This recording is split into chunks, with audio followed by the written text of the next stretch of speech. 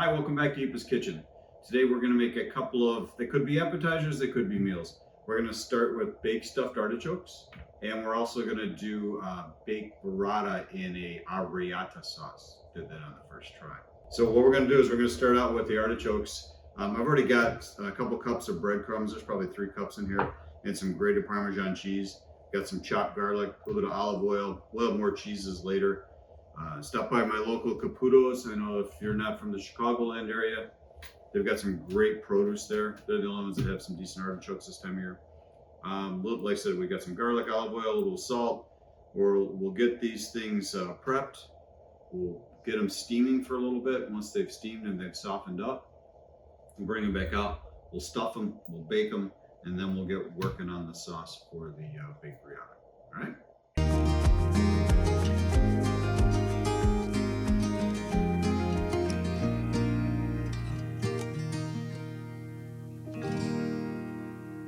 All right, so I've already rinsed these off. What we're gonna do is we're just gonna take the stem off, just about like that.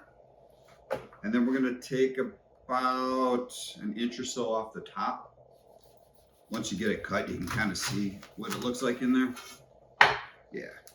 So we just want to be able to, so once it bakes, it loosens up, we can get the stuffing inside there. So that's pretty much it for the prep on that. So we'll do that with all 4 of these. And then we'll get them in the water.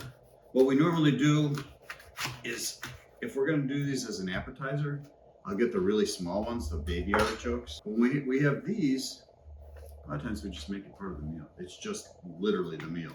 We'll do artichokes, maybe something small on the side. That's what we're doing the other, the burrata today to go with this. If you don't take off enough, it's really hard to get your filling in there. All right, so I've already got a pot of water on the stove, and I can hear it starting to already do its thing. I think it's boiling in there because I can hear the lid jumping around a little bit. So we're gonna take these over, we're gonna put them in the water, put the lid on, let them go maybe about 20 minutes or so they get nice and soft, then we'll come back and we'll stuff them, all right? All right, so we've got about an inch of water in here, and it's got a nice low boil going. Just pack these in side by side. You kind of see they're about halfway covered. And I'm just gonna put the lid on so they steam up real nice. We'll come back and check in about 20 minutes. So while the artichokes are steaming, we're gonna go ahead and we're gonna work on the filling. It's a real simple, I just took some Italian style breadcrumbs. They've got a little bit of seasoning in them. And then some grated Parmesan cheese. You can use other cheeses. We're actually gonna add some asiago and a little bit of mozzarella on the top when we get to the finishing point on this. We'll bake that off on the top. But we're just gonna add a little bit of olive oil to it. Actually, probably more than a little bit. I'm thinking we're gonna probably start with about a 1/2 cup. And then just mix it up. You just wanna get it to be kind of a paste. That's all you're looking for.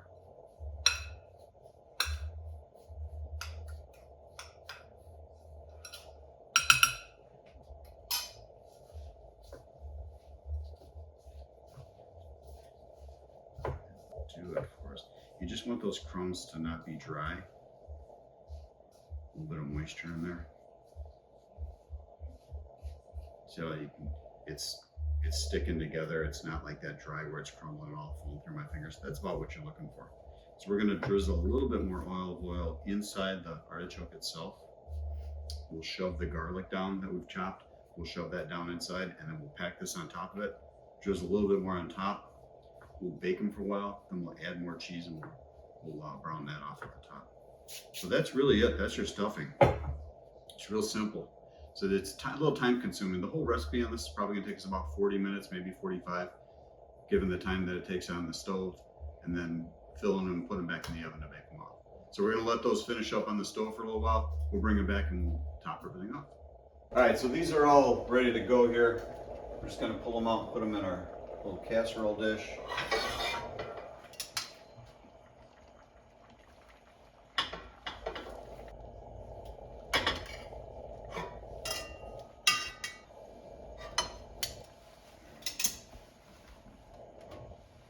Put them back over on the board. We'll get them oiled up, seasoned, stuffed, and we'll get them in the oven.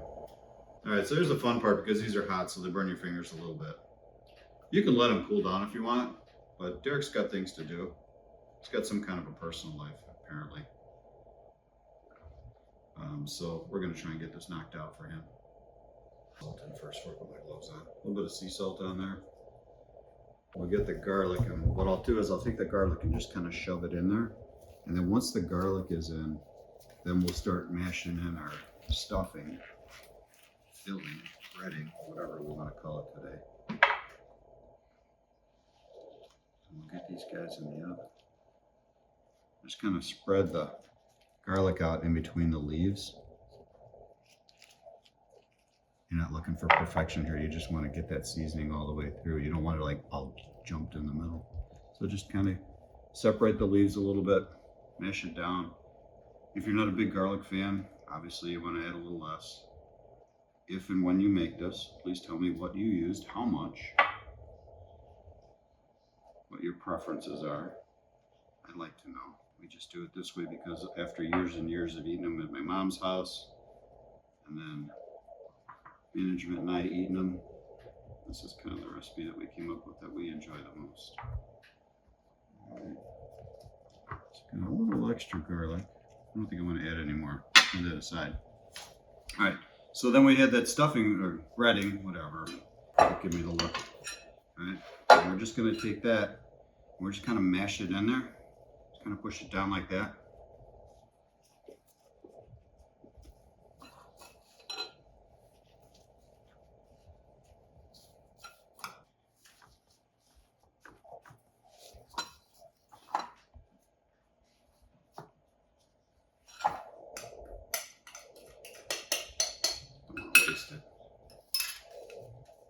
Use it all up in here. All right. So once that goes in, we're going to just put a little bit more olive oil on the top.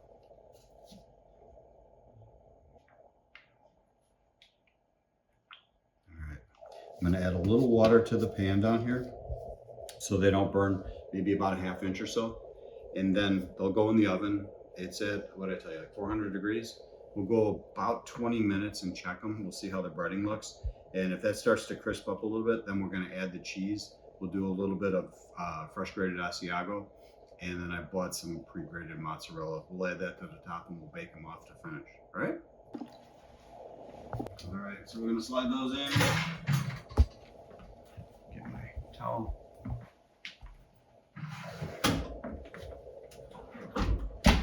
All right, so while the artichokes are in the oven, we're going to go ahead and start making our arrabbiata sauce. We've got a ½ quart of tomatoes, which worked out good because I didn't have any small jars left, but we happened to have one that was only half full, so this worked out perfect. We're going to use some tomato paste, a couple of tablespoons. If you're not already keeping a tube of tomato paste in your fridge, you need to start. This stuff is awesome, so you're not opening up a whole can and wasting part of it. These are great, and they last a long time in the fridge. So we've already got about 2 tablespoons here. This is it's an onion, like a small to medium size. I might not use it all. I'm gonna see what it looks like when we start adding it to the pan. But we've got the onion chopped. There's a couple cloves of garlic. And then this is our crushed red pepper. We're gonna use probably 2 teaspoons. That'll give it enough heat for the amount of sauce we have here. So what we'll do is we'll start out with some olive oil in the pan. We'll get our pepper and garlic cooking. Once they start to saute a little bit and we start to smell that flavor, we'll go ahead and add the onions so they can start to soften up, and we'll mix in the tomato paste with those. Once that gets all cooked down, then we'll add our tomatoes, maybe a pinch of salt or 2. We'll tear up some fresh basil leaves. I don't know if I mentioned I had fresh basil here. Some fresh basil leaves in there, let that cook down. That adds a real nice added layer of flavor. And the sauce itself, once it, we get it all together, it only has to simmer for about 10 minutes or so. I mean, if you want to let it simmer all afternoon, that's fine, but you really don't need to. And then we can go with starting to take care of putting the cheese in there and getting it baking. Not bacon, but baking. You can also make extra of this, and which I like to do, and it's great on pasta. You can do I like it on penne noodles. Sometimes I'll saute chicken in there too, make like a chicken and chicken with arrabbiata sauce penne dish. A lot of extra cheese on top. It's real good. So, but we're just gonna make a small batch today for this little dip we're doing. All right, so we're gonna head over to the stove. All right, so we got our pan on the stove. I just turned the flame on to about medium low. We're gonna do about a tablespoon of olive oil in there. And then once that starts to heat a little bit, we'll start adding our spices. Give that just a second to warm up. The pan was already a little warm. You can kind of see it on the side where it's starting to heat up there. I'm going to go ahead and put the garlic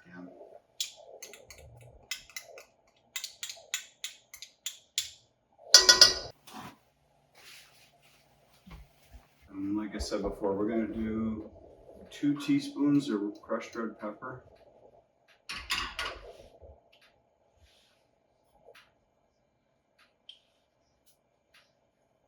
The more you put in, obviously the spicier it's going to get. I'm just going to saute that for a little bit. You'll start to smell the garlic, and then the pepper will hit you, and you'll know it's time to start adding the rest of your ingredients. When the pepper hits you, hopefully you're not over it, because sometimes it does make you sneeze. But I don't know if you can hear it through the microphone. Derek, if you want to get a shot of that, it's just starting to simmer up there. All right, I can smell it now. So what we'll do is we're going to go ahead and we'll add our onions.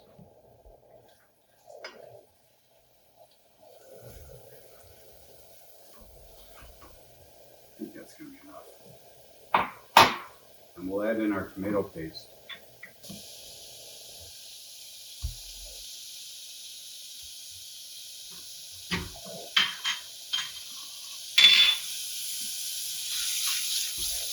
We'll just stir it so that tomato paste starts to break down into it. You might have to lower the flame a little bit. See how it's all starting to blend together?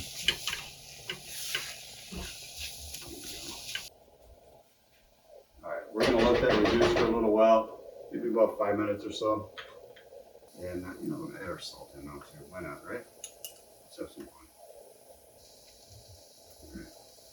Yeah, we'll come back in a few minutes. We'll check it. Add our tomatoes. Tear up some basil in there. Let it do its thing. All right, we're going to go ahead and add our tomatoes.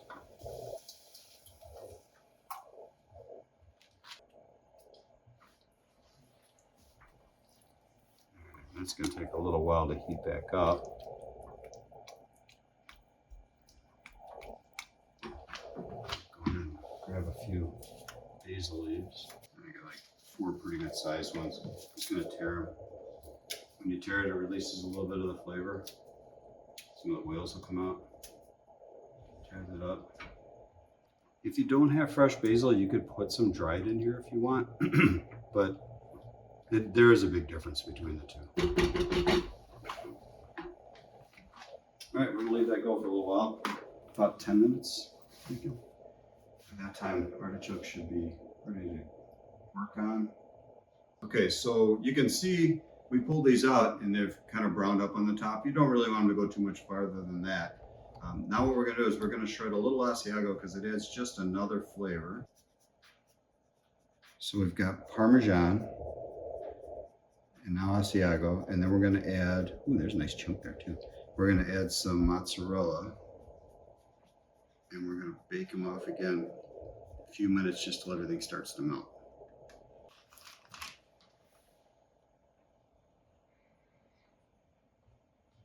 I'm saving that for me. We can eat that later.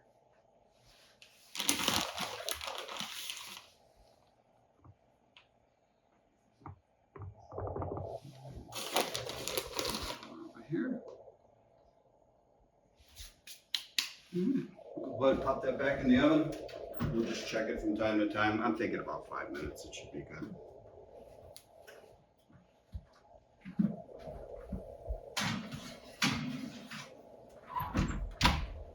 All right, so I have a little bit of basil out here. Got it kind of layered up. It's a nice way to make little ribbons. Just kind of stack it, roll it, and just get your knife and just make nice little slices.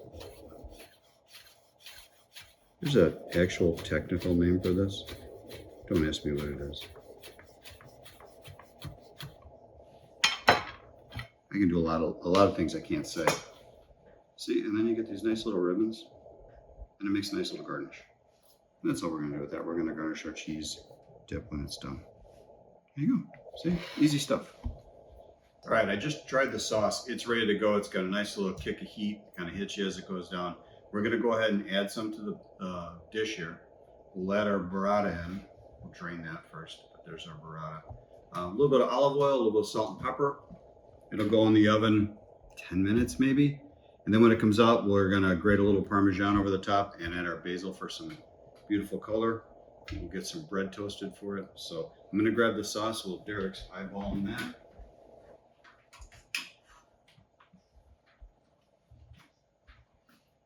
All right, so we're gonna finish adding some sauce to there. We've got a little left over. I'm not gonna add it all in the pan. Drain our burrata.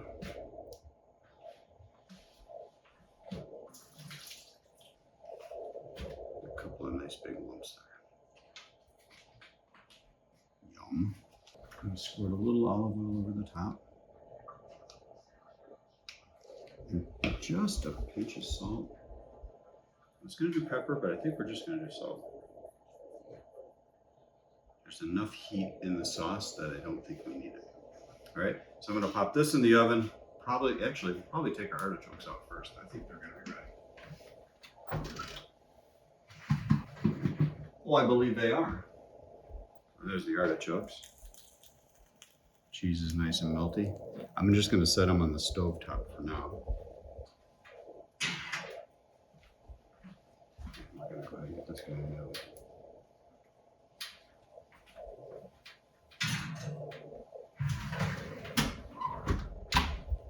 So with this, because it's a dip that burrata is, we're gonna go ahead, we're gonna slice up some crispy bread. I bought a baguette yesterday, just so I know it would actually be a little bit crispier today. It was nice and soft yesterday. But we're gonna toast it. So it's okay to have it be a little crispy to start with. These make nice little croutons. Some kind of rustic, hearty bread works real well. And we're gonna try and cut it like on a bias here so we get nice long slices.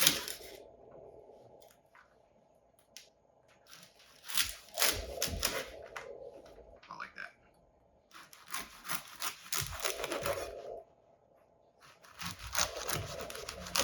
Just gonna put them on a cookie sheet. If we weren't baking something else, we could put these in there under the broiler. But since we've already got the cheese in there, we're just gonna put this in too and let it get a little bit crispy. If it doesn't do what we want in time, we'll go ahead and we'll just kick the broiler on and finish them off. All right, I'm gonna clean up a little bit, let that stuff come out of the oven. We'll take a look at what we've got going here. Maybe we'll make some drinks and then we'll get the food going. All right, today's drink of the day is limoncello. So you can buy this stuff. It's not very good if you buy it in the store. I'm just gonna be honest with you. You're better off making it yourself. When we were on the Amalfi Coast, there was a chef that we knew. He made it and he gave us his recipe. The difference is the lemons over there they're kind of ugly. They're big, they're like orange size, but they're all misshapen and everything. So you have to use quite a few more lemons to get enough of the zest to do it. And it's relatively simple. It's just a little bit of hard work. You zest a bunch of lemons, you put it in, put those zests in a jar with some vodka, stick it in your basement for a few weeks, swirl it around, come back a couple weeks later, strain it out, squeeze it out real good, and then you store it in your freezer and you drink it when it's hot out. It's awesome. Now it's not hot out today. This is one of the nicest days we have in a while. I think it's like 50 degrees, so we're living large like it's summer. So we're gonna go ahead and some of our homemade limoncello. So you keep it in the freezer. It can get a little chunky depending on how much, this is a little chunky, how much water content's in the vodka you use. I'm gonna use a little tiny ladle here, which I don't normally have to. But it's got a sweet lemony flavor, and it's so good cold.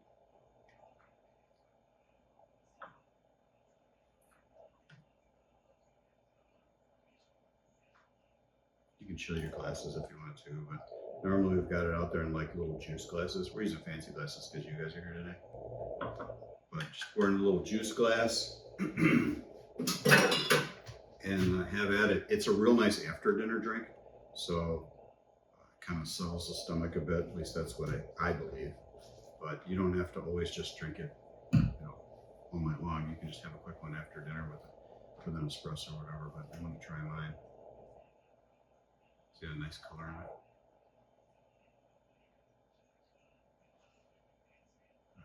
That's nice. That's real nice. So you guys get a chance. I can look around and try and find the recipe posted if you want. But I recommend making your own over what you buy, because I bought stuff from the store and it's just not as good. So the bread is perfect. It's got a little bit of brown around the edges. Nice and crispy. See it there? I'm gonna put this just back over here for now. And our burrata is ready to go as well.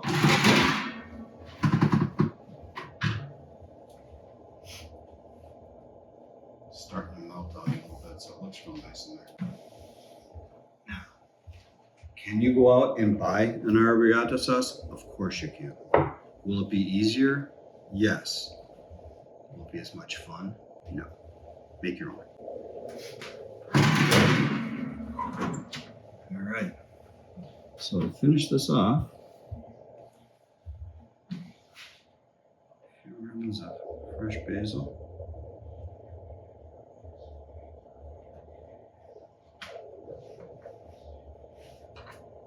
A little bit of Parmesan cheese.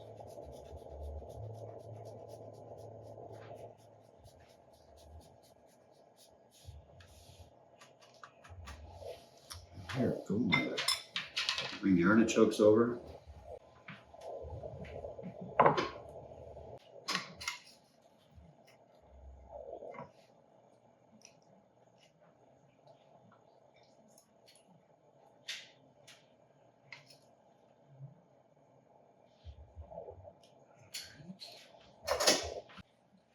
Pieces of bread.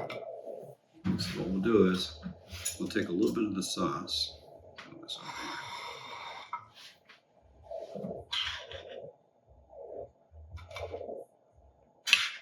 Add it to our bread. And we'll cut a little bit of the cheese out of there and add that to it.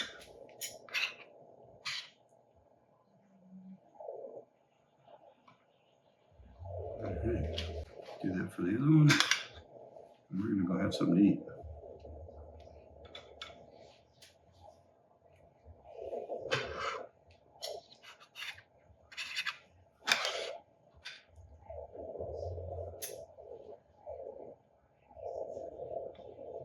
Take a look, guys, nice and close there. When you're eating the artichokes, it's just about peeling the leaves off. I don't know if you guys have ever had them. You gotta reach down, peel the leaf off. The outer ones aren't as great as the inside ones.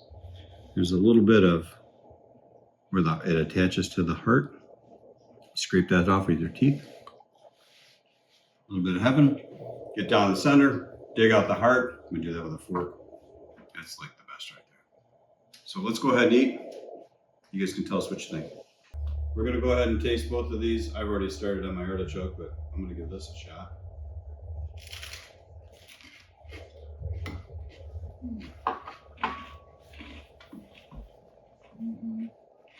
All right, so I already told you what I personally think about the Arrabiata. What do you think? There's a lot of flavors going on at the same time that meld together really well. But as it's coming down, the crushed red pepper hits you.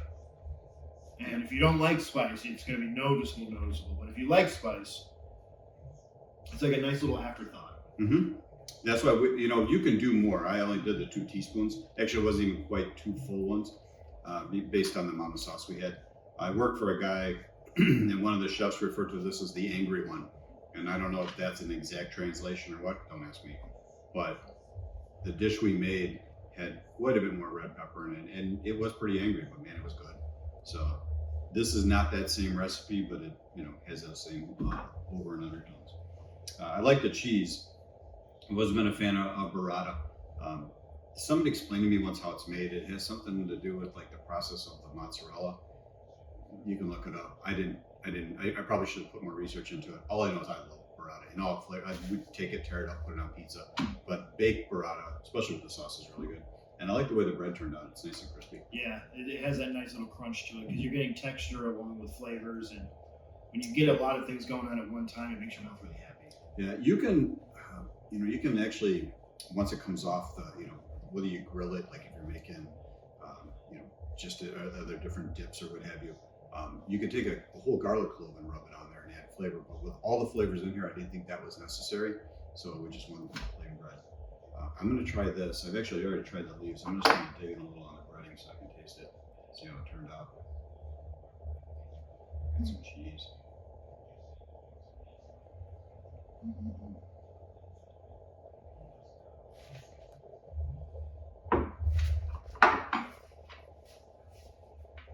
I think maybe just a touch more olive oil would have helped on this one. The breading's good, and once you get down with the leaves, they're nice and moist. But maybe a little bit more olive oil in breading. Flavors there. Yeah. Garlic. Just that little bit extra, might bind a little bit more. But then you gotta be careful because you don't want to go too far. Yeah, you don't want a big greasy mess. So we could sit here and go through this and get all the way down to the choke and scrape the hair off and all that fun stuff. But we're not, because you don't want to watch us eat. What we do want for you to do is to let us know what you thought about today. Remember, click like, subscribe, share.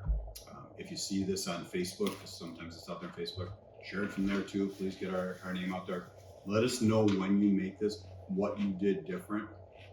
If you didn't, you just made it this way. Let us know how it turned out. I really like to hear that. There's Greg, as one of our subscribers, he makes these. He's constantly telling me what changes he made or what he left it the same. And I appreciate that because it gives us a thought process for the next time we're going to make something. So again, we appreciate you being here, and leave us a comment. Like we always tell you, only the positive ones, because what? Oh, we only want positivity in this house. Because we're thin-skinned. Yeah. We don't like that negativity. Yeah, paper thin. Easy bleeder. Like you wouldn't believe. Easy bleeder. Big crier. Yeah, crybabies. Yep. So, but with that, thanks for coming by. We'll see you again in a week. I'm going to drink some more limoncello. Derek, thanks again. Nice job today. Thank you. Have a good one from Eepa's Kitchen. I forgot how much I like that. I haven't had it in a while. Yeah, it pairs really nicely, actually. Yeah, I'm surprised. I didn't know if it would go with this. Yeah, I didn't know if it would either, but man, it actually pairs really well. It was down in the freezer. It was there, and like, yeah, we're doing it. Well, if they're still watching at this point, then it pairs really well.